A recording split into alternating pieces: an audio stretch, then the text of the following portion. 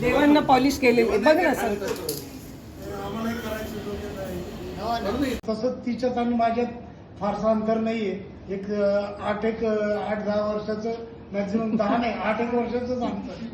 त्यामुळे आम्ही लहानपणापासून एकत्र खेळलेलो आणि नंतर मग पुढं काय झालं ना की लहानाची ती हळूहळू मोठी होत गेली. मला बहीण नाही म्हणून खसकवणारी अंजुताई.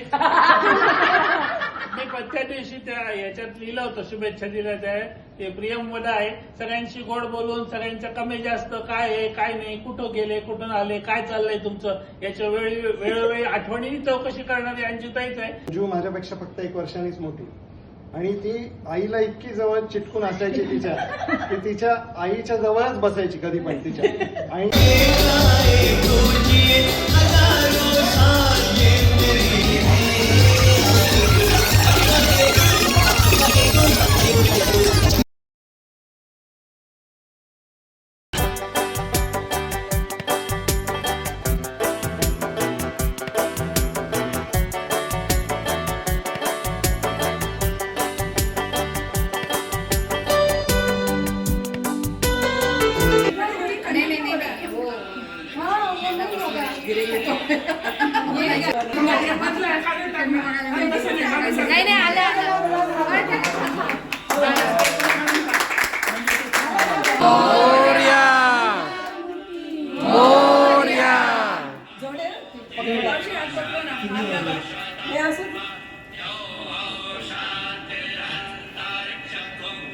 गणपतीला पण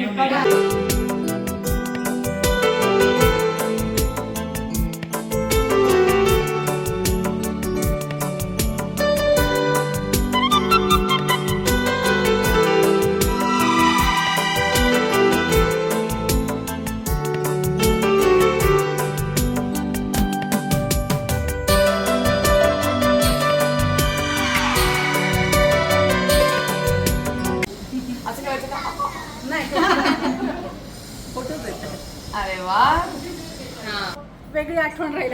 खूप छान, मस्त गेलं हो ना. सुंदर. इकडे बघा सगळ्यांनी.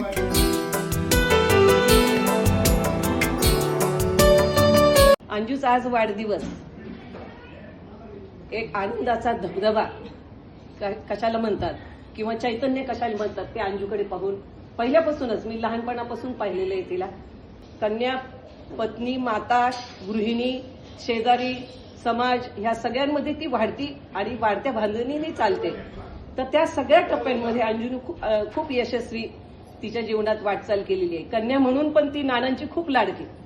तिच्या सासूबाईंनी पारनेरला महाराजांना सांगितलं की आमची सून तुमची लेक. मला खूप अभिमान वाटला त्या दिवशी. मी सगळ्या माझ्या मैत्रिणींनी सांगितलं, माझ्या भाचीविषयी महाराज बोलले बरं का, मुलगा फक्त 21 पिढ्यांचाच उद्धार करतो, पण मुलगी सासर आणि माहेर दोन्ही मिळून 21 जुने 42 पिढ्यांचा उद्धार करते. पण मी मगाशी म्हटलं तसं की आजी आजोबा नसले की आजोळ नसतं, पण आजोळ आमच्या मामा मामीमुळे टिकून राहिले.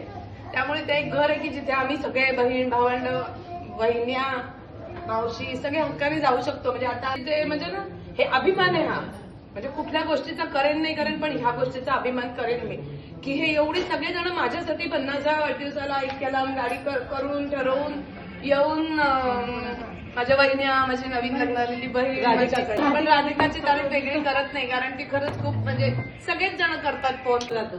आभार नाही मानायचे कारण हे सगळे माझे.